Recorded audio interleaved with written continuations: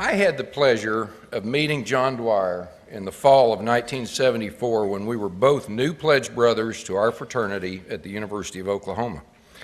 During those formative years, we always knew that John was very creative in his writing abilities, as he created some of the better-known pranks ever seen or experienced at OU. Because of John, many of our collegiate experiences were greatly enhanced, but may be better left for, let's just say, private discussions, or he might work those tales into his fictional books where all names and dates can be changed. John's extended immigrant story is familiar to many. His great-grandfather immigrated to America by himself from Ireland at the ripe old age of 17. Then his grandfather arrived in Oklahoma in 1909 at the mature age of 21, just 2 years after statehood. Definitely no staying on their parents' insurance until they were 26. And the Dwyer families lived in Oklahoma ever since, a little over a century now. John's a graduate of Duncan High School, where he apprenticed his writing skills for the local newspaper. He then graduated with a degree in journalism from the University of Oklahoma and later graduated from Dallas Theological Seminary. Since 2006, John has been an adjunct professor of history and ethics at Southern Nazarene University. His writing expertise includes the renowned historical novels Stonewall, The Life and History of Stonewall Jackson, and the sequel, Robert E. Lee, and many other works of historical fiction. His recent work, The Oklahomans, The Story of Oklahoma and Its People, it's Volume 1, which is the time period ancient to statehood, was the winner of the 2017 Will Rogers Medallion Award, a Fort Worth-based national literary contest for Western nonfiction. Dr. Bob Blackburn, Executive Director of the Oklahoma Historical Society, calls The Oklahomans the best Oklahoma history book ever. John is currently working to complete Volume 2 of The Oklahomans, which will cover the time period of statehood to present. Both of these books will be used in many Oklahoma schools to replace the worn history books of the past. John lives with his wife of 30 years, Grace, and they live in Norman. He has one daughter and a 3-year-old grandson, Luke, who has become the recent subject of considerable spoiling. It is with great pleasure and an honor to introduce my good friend, John Dwyer, and John will be having books for sale and signature afterwards, so be sure and stop by. And monies made today, a portion will be donated back to the Rotary Club Foundation. Thank you.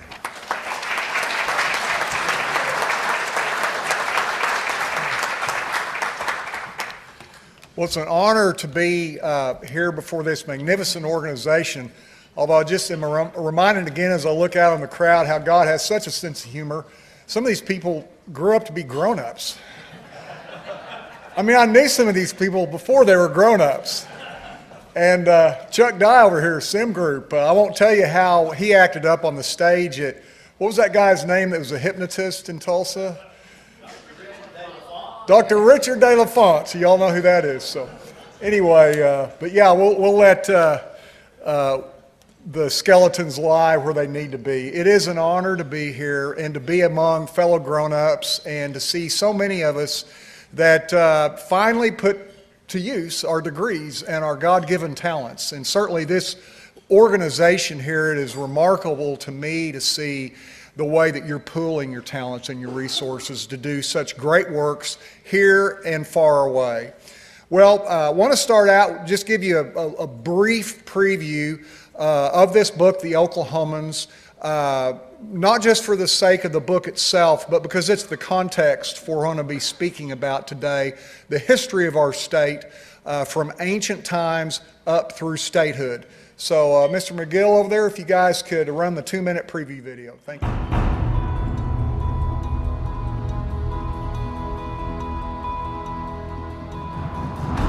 It was always the land of a second chance. When the first immigrants came from Asia thousands of years ago, when Coronado and the conquistadors searched for the 7 cities of gold, when the Americans compassed at Fort Thomas Jefferson as part of the Louisiana Purchase, the Santa Fe Trail, The California Road. When the 5 great Indian republics walked their trails of tears and made one final stand for their independence in the Civil War. When the Plains tribes fought American pioneers and each other, then were confined to reservations. As the Buffalo Soldiers and other African Americans struggled for justice and full rights as Americans,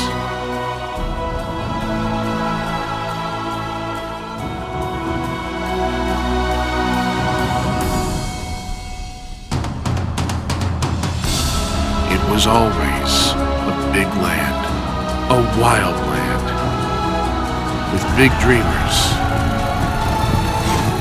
who never heard the word quit. White cattle drovers, former Confederate soldiers, Christian missionaries, Midwestern farmers, and immigrants from many nations making for the only kind of land many of them could afford: free.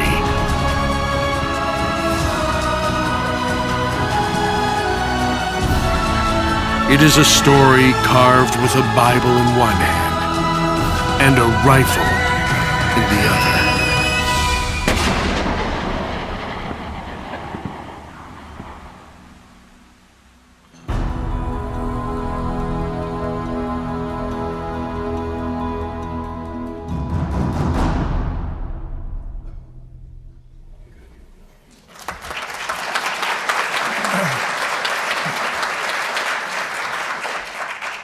Well, I tell you, the credit for that, it reminds me of how we need to not grow discouraged with young people that we've poured our lives into, whether it be sons, daughters, grandchildren, kids we coach,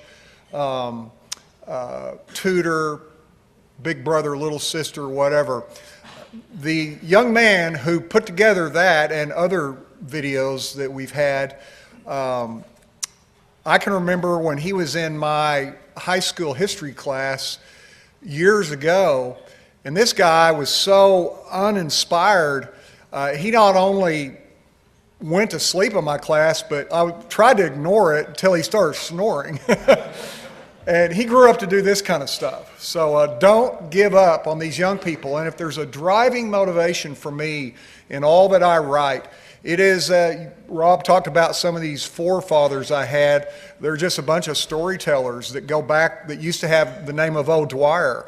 And ultimately, I think that's really what I am. And my goal is to tell stories, not just for entertainment's sake, but for the sake and the purpose of inspiring young people in particular, but all of us to rise up and be better maybe than we are, and more what we were created to be. So am I pointing this in the right direction? Yeah. Okay, just a couple of little housekeeping deals. Those of you who want to find out more or want to converse, if you have questions on Oklahoma history, want to dialogue, here are my addresses, website, Amazon author page. We've got a Facebook Oklahoma history group. Many of you in this room are already part of that. It's a wonderful, engaging page. And then I've also got a Facebook author page. This book, won't dwell on that. Rob already talked about the Will Rogers Medallion. The genesis of this book goes back to 2005. I'm sure a number of y'all in here are familiar with, or even perhaps know, Dr. Bob Blackburn, Executive Director of the Oklahoma Historical Society. He's been a friend of mine for many years, and I walked into his office one day in 2005 just to kind of catch up on things, and he had this book on his desk, The War Between the States, America's Uncivil War, which if you're ever looking for a one-volume book that tells the causes, the events, and the consequences of America's greatest tragedy, the Civil War, this would be the book we would hope that you would be interested in. But he had that book, he had read it, and he asked me, he said, "John, can you do one of these books on Oklahoma history?" And after spending 5.5 years working on this book, you know, those cartoon characters that have the little cloud go up and you see what they're thinking but not what they say. it probably wouldn't have been printable what I was thinking at that point. But lo and behold, 11 years later, out came the Oklahomans. And it's amazing and remarkable to me. I grew up in Oklahoma. I had the Oklahoma history courses. I had the field trips to the Capitol and so forth. It is amazing to me. You give me 10 years and I'll learn a lot. I learned a lot more than I shared in the book. For instance, when we say ancient history, I learned that it really is ancient history. Just a few minutes from my home in Norman, perhaps the premier archaeological group in Oklahoma, the Oklahoma Archaeological Survey at OU, made a visit there one day, and they had this little fella. Anybody guess what that is, by the way? Dinosaur? Kind of. It's actually a buffalo head. But that is about, Hannibal, the size the thing was sitting on this huge table. Apparently, the American bison used to be about 2.5 times the size that the contemporary version is. This fellow was dug up out near Fort Supply, which later became famous in the Plains Indian Wars, General Phil Sheridan, General George Custer, and so forth. He was their predecessor, between 5,000 and 10,000 years old. So our history goes back a little ways. This arrowhead was dug up, as she put it, just under the surface by the bridge next to the 7-Eleven in Atoka. One of my students at Southern Nazarene, fortunately I had the good sense finally to check it out at the Archaeological Survey, and to my shock find out that thing's between 3,000 and 3,500 years old. A lot of the Oklahoma history books in the past, this is kind of where they start. They talk about the mound builders. And by the way, I'm going to kind of put it in first gear here to motor through pretty quickly, because what I'm doing here first is giving you a little bit of an overview of some of the main themes and subjects in Volume 1 of the Oklahomans. And then I'm going to segue from there into more of a focus on some Tulsa area history from not only Volume 1, but a preview that no one else has seen before. My wife's heard me talk about it. That's Grace over there, by the way, at the book table. Long-suffering of 30 years wife.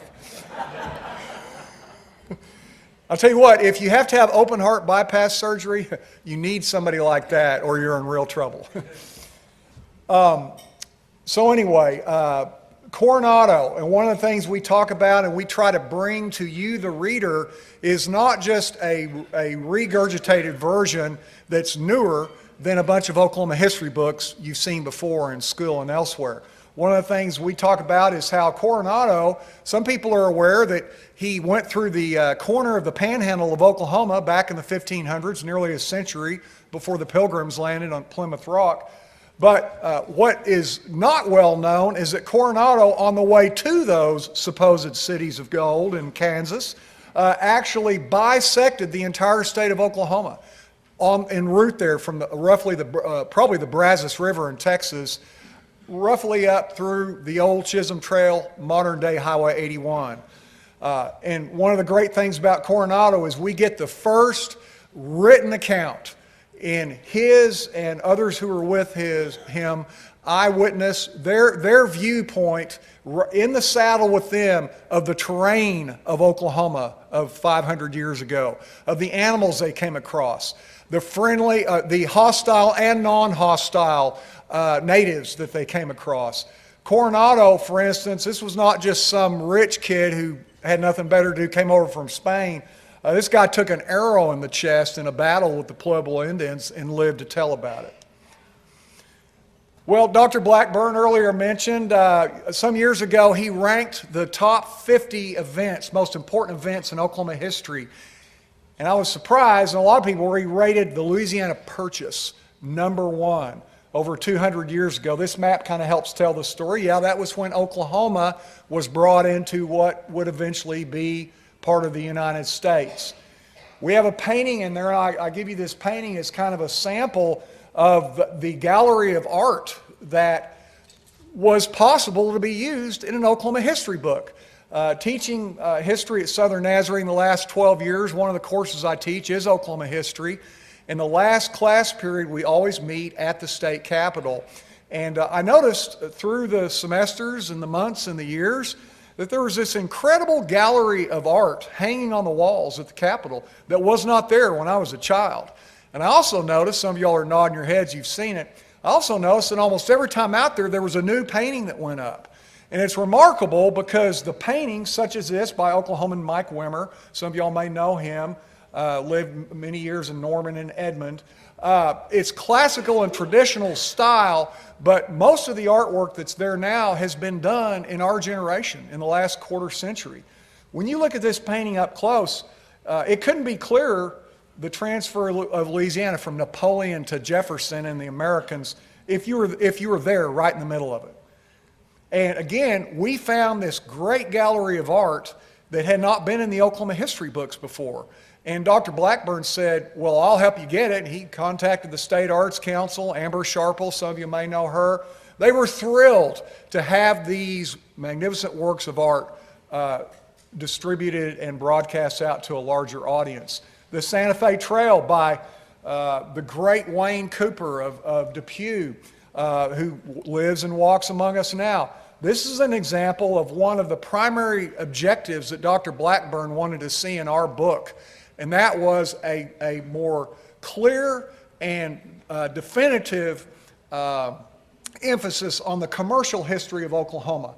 How people like are filling this room right here built this state through hard work, through sweat, through sacrifice, through heartbreak, through taking chances, for putting everything on an idea, a vision, sometimes succeeding, oftentimes failing, but doing the things that it took to build this state up from prairie and a desolate wilderness, large parts of it. The Santa Fe Trail was an early example of commercial daredevils daring to take wagon trains with merchandise from St. Louis across the Badlands of old Indian Territory, where they faced the Comanches, where they faced hostile Spanish soldiers and others to get to Santa Fe. And the Chotos, just a few miles from here, east of here, there's a town named after them. I sure never knew growing up, they probably built the greatest commercial empire west of the Mississippi River in 19th century America. I don't think that's an overstatement. We have a 3-page spread in our book that shows just how far-flung that commercial empire was. And it's because of the Chotos that the Osage, the magnificent Osage tribe, came to Oklahoma, because the Osage tribe so trusted the Chotos as white men that they'd actually follow through on what they said. So they came with them from Missouri. Three Forks, Dr. Blackburn said this was the cradle of Oklahoma civilization till the 20th century. The meeting just, 40, 50 miles southeast of here near Fort Gibson, of the Verdigris, Arkansas, and Grand Rivers. We talk about in our book something else I never knew about, that the Indians, growing up, the Indians were not just one monolithic group or tribe or group with some different names. They actually fought wars with each other. What a concept. It was not a pristine paradise, a utopia before the evil white man set his dirty boot on the prairie. Claremore Mound, some of y'all I know are from that area and might recognize that. That was the site of a massacre in the nearly century-long war between the Cherokee and Osage tribes. And perhaps like me, you'd be surprised to know that it was actually the Cherokees that massacred the Osage old men, women, and children while the men were out on the hunt. Oklahoma was a rough place in the olden days. And when we look at the rough things that have happened in our history, sometimes the rough ways we deal with things now, we need to consider what our heritage is. There's good and there's not so good in it. But I think it helps us to understand this was a tough and dangerous place. That's not just a penny dreadful novel that says that. It's not just a Hollywood movie. It's the reality. And we talk about those wars between the tribes, the Comanches, who fought almost everybody. We also talk about the great accomplishments of what has traditionally been called the 5 civilized tribes. I like to refer to them as the 5 great Indian republics. The Cherokee tribe was the first of 4 of them that wrote out their own constitution that was modeled after the American Constitution. Is just an articulate and eloquent work of lawmaking, and that was done in 1828, just a few years before the Trail of Tears. Elias Boudinot, the older brother of Stan Wadey. I'm sure a lot of people in this neck of the woods know who Stan Wadey was. Elias Boudinot and the Presbyterian missionary Samuel Worcester founded the Cherokee Phoenix, the first Aboriginal published newspaper on the North American continent. And this was published first in 1828. And do you know that in that history center that I would encourage you to visit, but allow at least a day, because you probably can't get through the whole thing in a day, down in Oklahoma City, they actually have original copies of the first 1828, 1829 through the 1830s issues of the Cherokee Phoenix. And of course, the legendary Sequoyah and his syllabary, or alphabet of syllables. And again, how many of us know that during the 12 years it took Sequoyah to put together that syllabary, that he was mocked and scorned by his own people? The Cherokee tribe, they thought he was crazy. They thought he was a nut. They thought he'd sold out to the white man, until they saw the power of the talking leaves, as they called it, when it came to pass. And shortly thereafter, they were publishing their own newspaper. But of course, the Trails of Tears, if you're like me, I just thought there was a Trail of Tears. We talk about in our book the multiple Trails of Tears, with numerous tribes, most of them having several different Trails of Tears. They range from the 1820s up into the 1850s. And these were incredible, epic tragedies, but also incredible feats of courage. And we have all of the best artwork we could find from numerous sources in the book of that. One of the themes that runs all the way through Oklahoma history, and this was one of the things that former Governor Frank Keating, Tulsa native, one of the reasons he decided to write the foreword for the book, after Dr. Blackburn reached out to him about that, he told me, he said, you know, I like this book because it doesn't sugarcoat our history. It doesn't whitewash it. It's not like a travelogue where we're just covering up the bad stuff and trying to make ourselves look good. And yet at the end of the day, we talk about the gold. We talk about the precious jewels of our history. We talk about the underdogs who overcame. We talk about the people who didn't wind up on money or calendars or with national holidays named after them. And one of those examples would be Colonel David Folsom, chief of the Choctaws. That hits close to home for me because my little grandson that Rob mentioned, Luke, and any of y'all that are Facebook friends of mine definitely know who Luke is. He's part Choctaw from his father's side. Well, Colonel Folsom said, this is a horrible ordeal that we're undertaking. We need you Christian missionaries to come with us. If what you say is true, and a lot of our people haven't yet believed that it's true, put your money where your mouth is. We want to see if you can walk the walk and not just talk the talk.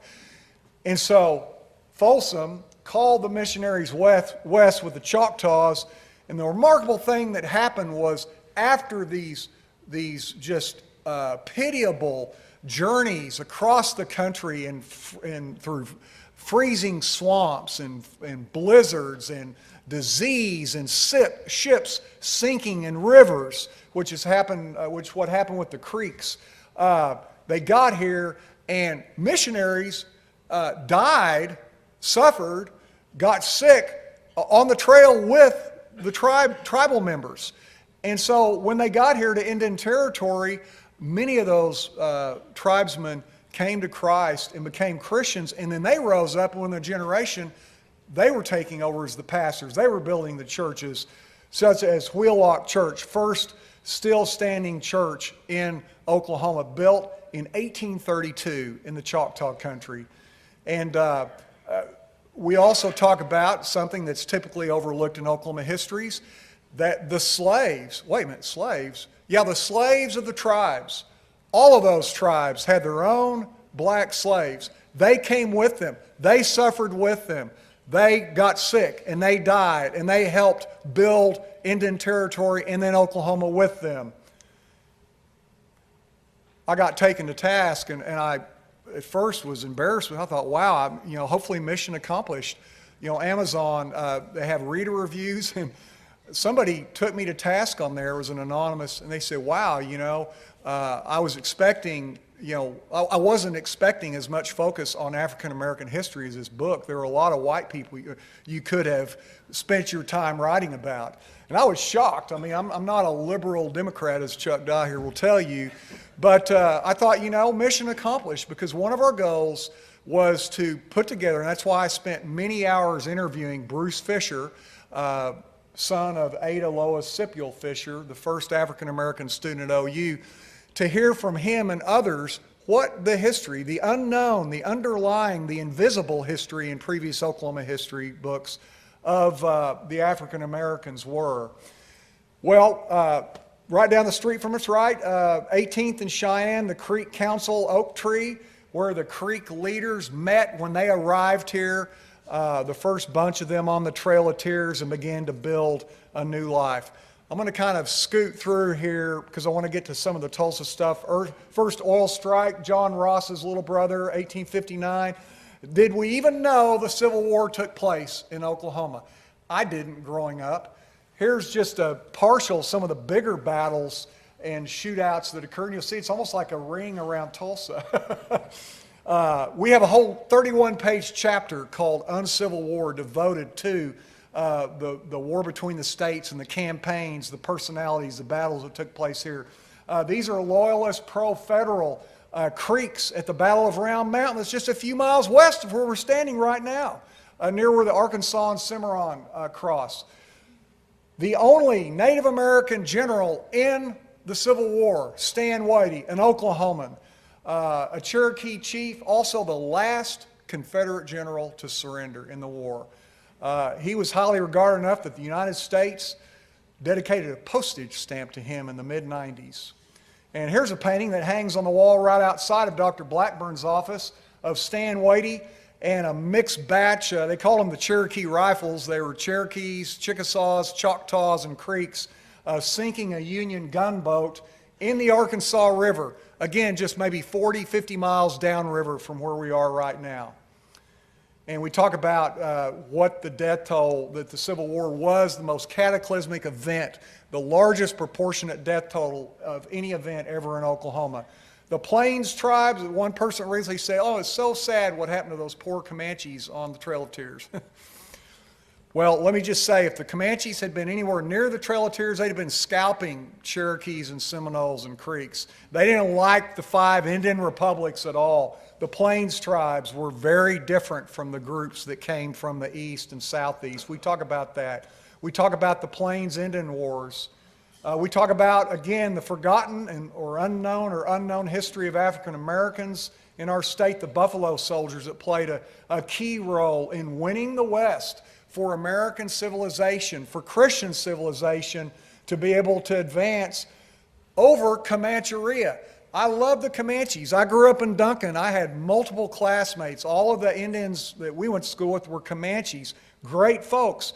But folks, I'm glad that they're not in charge here now.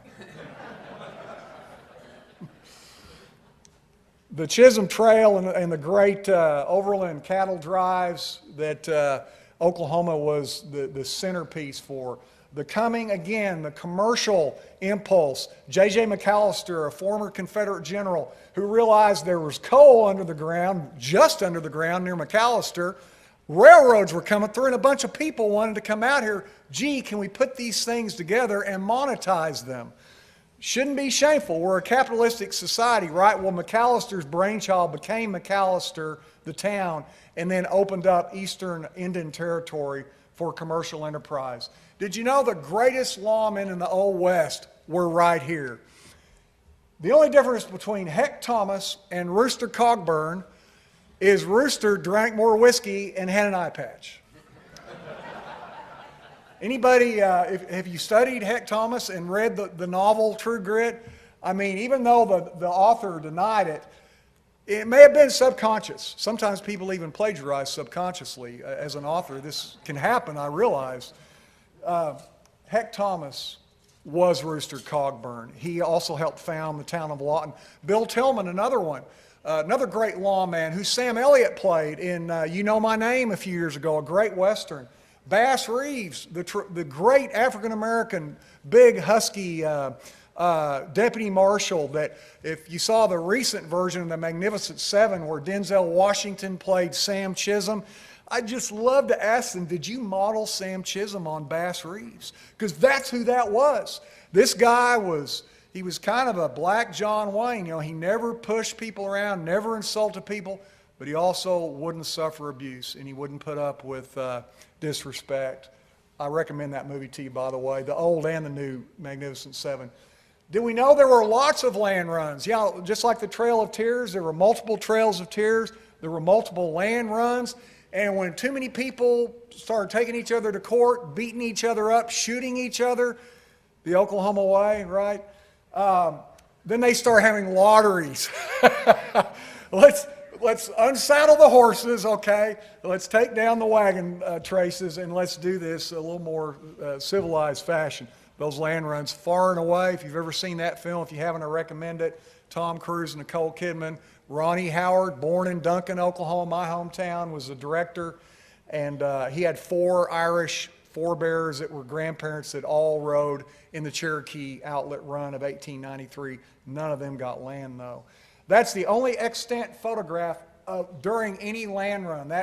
A lot of times that's identified as the run of 89. That's incorrect. It's the run of 93. 100,000 participants. The greatest land run in the history of the world. 15,000 of them got land. People always pick on us, including ourselves, because we're poor, or we're 49th, or we're 48th. And that kind of provokes me because this state, more than any that I know, started out with a bunch of tough, poor people. I mean, how much did the land cost? The land was free if you could win it. You had to be tough, have courage, and that's why we talk about Oklahoma as the land of the second, the third, and a lot of times the last chance. Our history, even up through the Vietnamese boat people and groups before and since, we are a state full of people that came here because there really was nowhere else to go or because things weren't working out well where they were. And that is a great example that we started as a poor state, and we've been having to overcome that uphill battle ever since with people like that on the frontier. Again, we talk about how the unknown history of African Americans in Oklahoma. That's an early student body at Langston College, one of the first historically black colleges west of the Mississippi.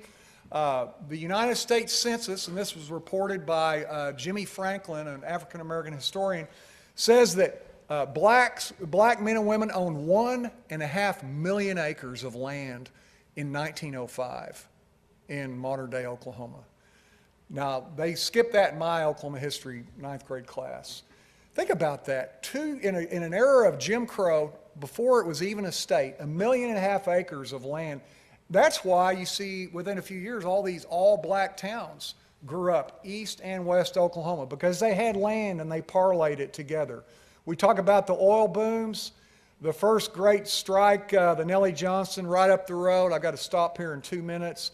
And I'm just a little quick vignettes here on Tulsa, 1900 Tulsa. The population of Tulsa, many of you all are well aware of this, the incredible growth by decade, 1900, just over 1,000 souls in 1900, 142,000 in 1930. There's the Glenpool oil strike just a few miles west of here. That brought in more revenue before Oklahoma was a state than the Colorado Silver Strike and the California Gold Rush combined. Now, Ken Burns and History Channel, they haven't talked about that, I don't think. Statehood, Teddy Roosevelt. There's the skyline, oil capital of the world, Tulsa, late 20s. Why? Well, yeah, J. Paul Getty earned his fortune here. Harry Sinclair, William Skelly, you can know the names better than I do. Oklahoma Natural Gas was birthed because of the Glen Pool oil boom. Right up the road, Phillips 66. Spoke in Burrillsville a few months ago. Some of y'all know that's Boots Adams. Boots Adams, you talk about an entrepreneur. When World War II came and we were losing, part of why we were losing in 1942 was because the Japanese had cut off our supply of rubber, which furnished everything from tires for Jeeps to aircraft and lots of things in between. There was a desperate need on the order of surviving for a quality synthetic rubber. Boots Adams, head of Phillips 66, and that company spearheaded the American drive within a period of a year that came up with the first ever quality synthetic rubber and turned the war around in our favor. Also, the Germans had the greatest Air Force in history. Some of those guys had 200 and 300 victories, fighter pilots. We couldn't get them out of the air. They were destroying our bomber fleets. Boots Adams and Phillips 66 pioneered high-octane aviation fuel that was a primary reason why the P-51 Mustang and its supercharger became the greatest fighter plane of its generation in history and cleared the Luftwaffe out of the skies and led us to victory. I'm going to have to stop there. I'm sorry, but thank you all very much. God bless you, and that's it.